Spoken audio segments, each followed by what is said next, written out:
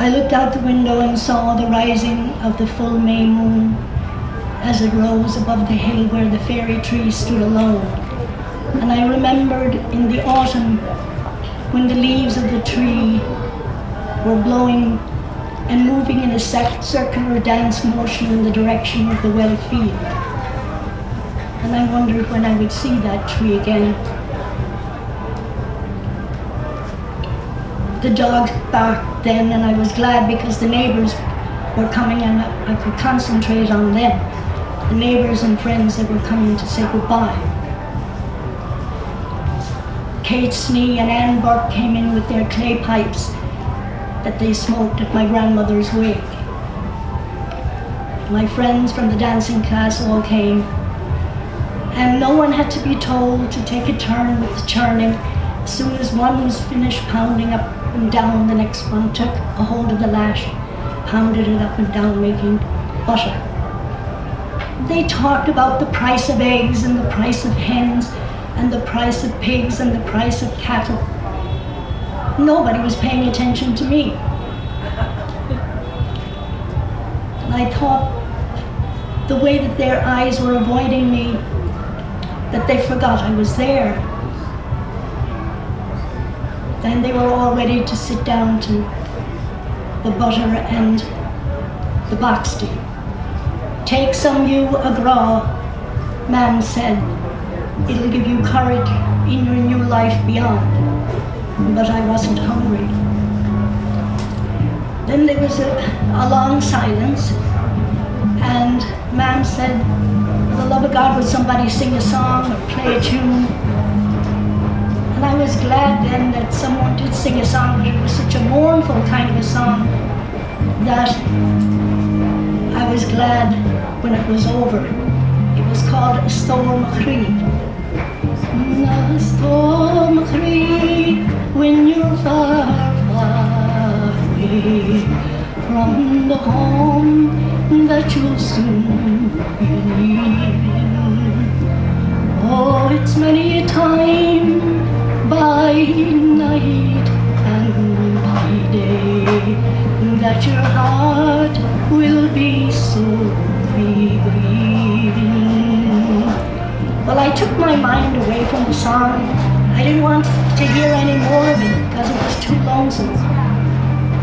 But then Paddy Kilkenny picked up the fiddle and started to play a tune, and I got to dance, and it was the dance that said goodbye to everybody. And then in the morning, when it was time to leave, my mother sprinkled me with Knock holy water, and away I went. And I wondered, what would my 17th birthday be like in this new place? And it was scary, but it was exciting at the same time, because my cousin had told me I would work for the telephone company, and I would be talking to people in strange sounding places like Tallahassee and Peaksville. I was excited about that, so it helped me get out the door and go. So that story and others are in this book, and I'll be happy to sign one for you later if you'd like to buy it. Thank you very much for listening.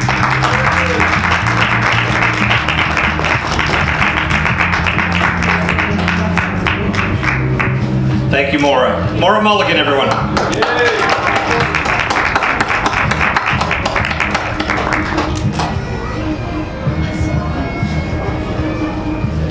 So up next we have one of our favorite presenters who presents a lot of poetry, which is both thought-provoking and often humorous. We always enjoy her presentations. Please give a warm welcome to Marcia Loughran. Yeah.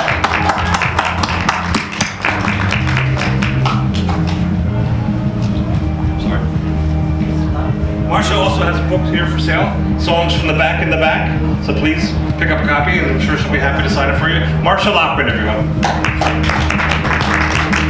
Thank you, John. Is this too noisy? We're good? Not too noisy, all right.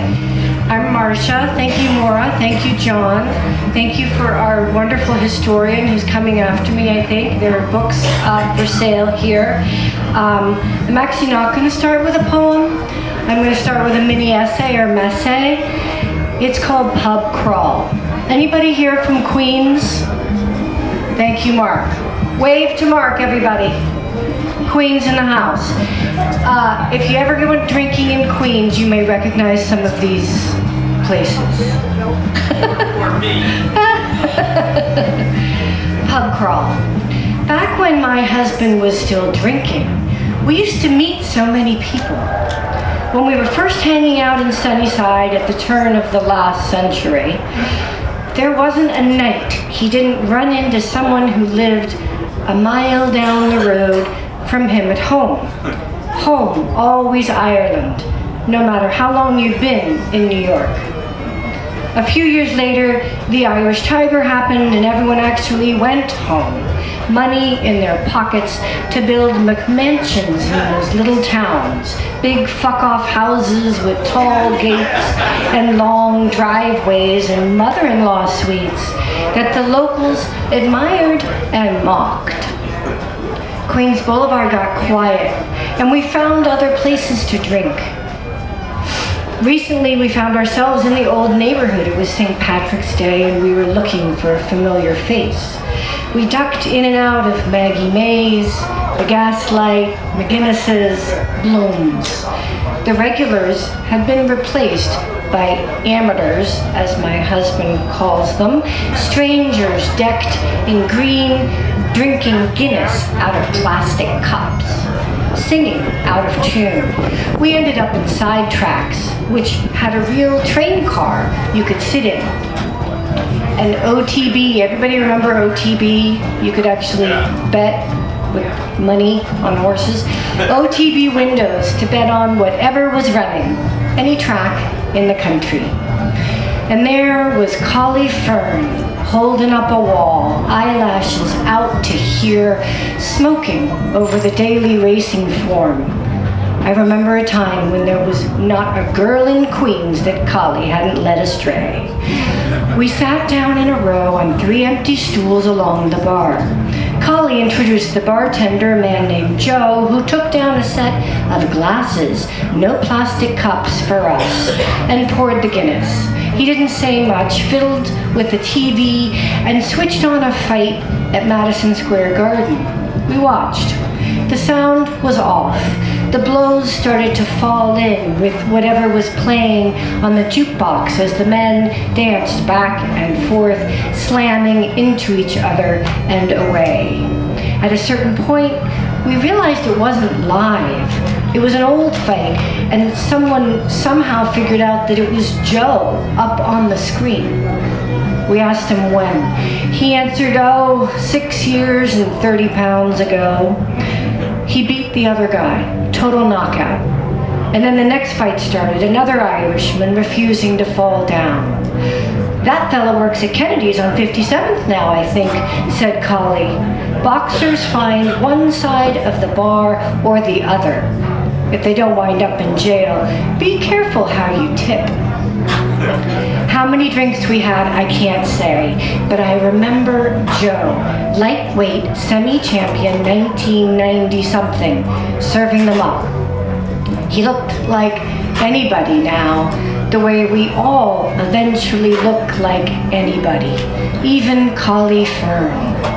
Each of us choosing to disappear into this city. Sidetracks burned down there a few years ago. The neighborhood has changed and changed again. But there are still a few places left, one of which I think is here at this festival, a few places left where everyone is somehow from the same place, a mile down the road.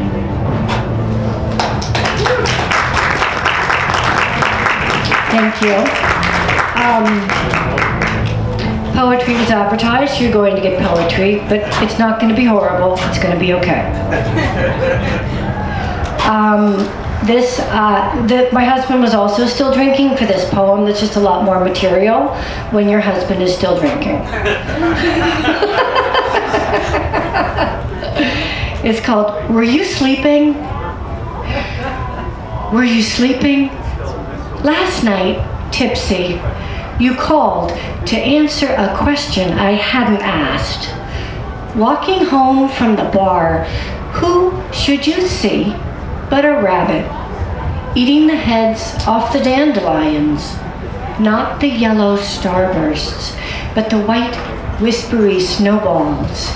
And that is why the lawn is full of naked stalks tilting. I had assumed the wind had made a wish, but you have seen the wind, and it is rabbits.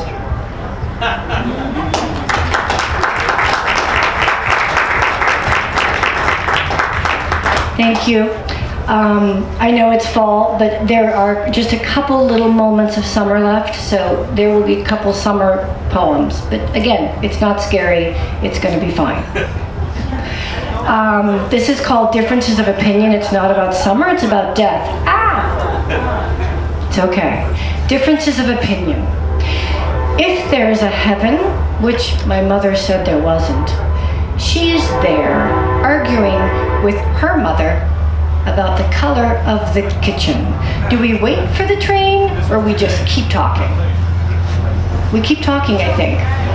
Okay. Well, focus on me.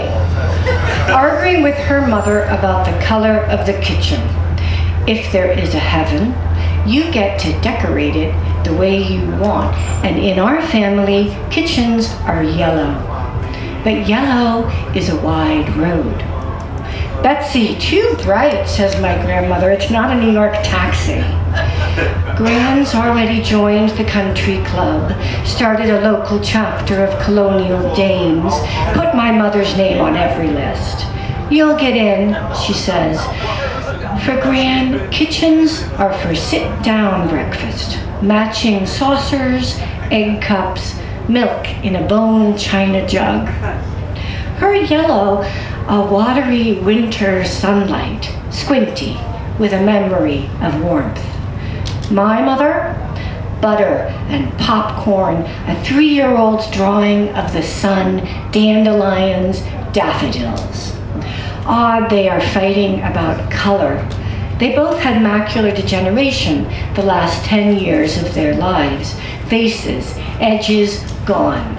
Only color remained. Color kept them going. They had color in common. Because it is heaven and harmony required, they take turns, clambering up the ladder in angelic white overalls, splattered with a rainbow of corn, sunflower, lemon, butterscotch, bumblebee, chamomile, and chardonnay, painting and repainting each other's walls. Thank you. This is a summer poem. It's about a road trip because in summer you have to get in the car, just like John and Mark did to get here on a very long road trip. It's called On the Road to the Thousand Islands. I remember humming in a nest of sleeping bags in the back of my grandparents' station wagon. This was 1976. Seatbelts were for space travel. When I was interrupted by a jolt, and I was looking up at my sister's face instead of at the back of her head, I'd landed on the floor at her feet behind the driver's seat. Space travel. There weren't enough ambulances, so we had to share with the lady that hit us, who was about to get married and had run a stop sign. When she stepped into the ambulance and saw 3 children, staring, curious, she let out a wail and cried all the way to the emergency room, where my grandparents had already been taken after smashing 2 solar explosions into the windshield. They had to have stitches in their faces. The scariest part was the endless sobbing of the woman as the ambulance rocked and swayed and the siren sang. I didn't understand. I didn't know the sting of could-have-beens, the wounding power of what if. This was back when everything was concrete as a tiny island clinic, regular as a quiet crossroads, and time just something to hum to. Thank you. Thank you very much. Thank you. I will close with Roadside Stand, which is my rebel song against fall. Roadside Stand. I will not buy that bag of apples, sir. The pumpkin pie your wife so proudly baked can stay there in its rugged wooden crate. I'll take sweet corn, 2 ears, and blueberries. I'll take the sound around the corner, whirring lawnmowers. I will not be raked into September bright and sharp. Take back the date. I have water holes to wade in, trees to shade under, identities of birds still on the page. I never found the secret lake. So no apple butter, not today. Keep your cider vinegar. I wish for cherries, picnic tables, paper lanterns in the sky. I'll learn to speak in firefly. Thank you so much. Thank you. Irish American Writers and Artists for the win. Irish American Writers and Artists. It's friendly, it's open, it's welcoming, and come and join us and read and write and dance and sing. It's real, it exists. Thank you, John. Thank you.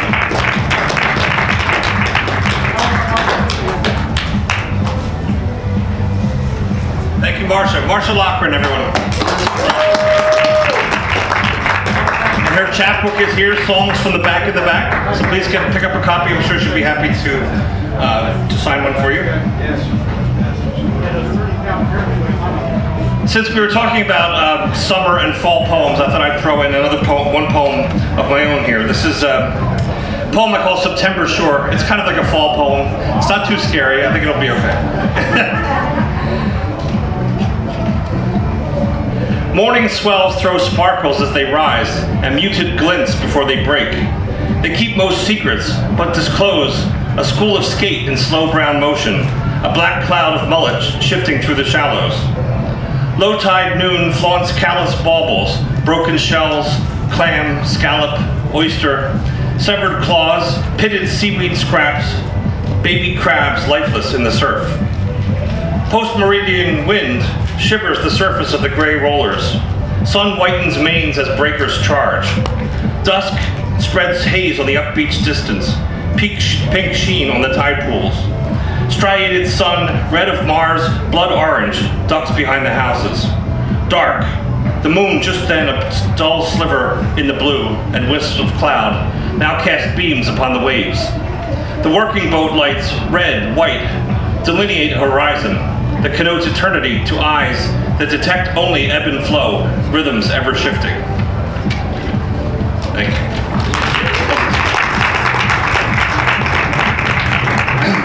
So up next we have a special historical presentation with Robert Collins, who's going to give us a talk about Norraid and the Northern Ireland Troubles. So please give a warm welcome to Robert Collins. And his books are here for sale as well.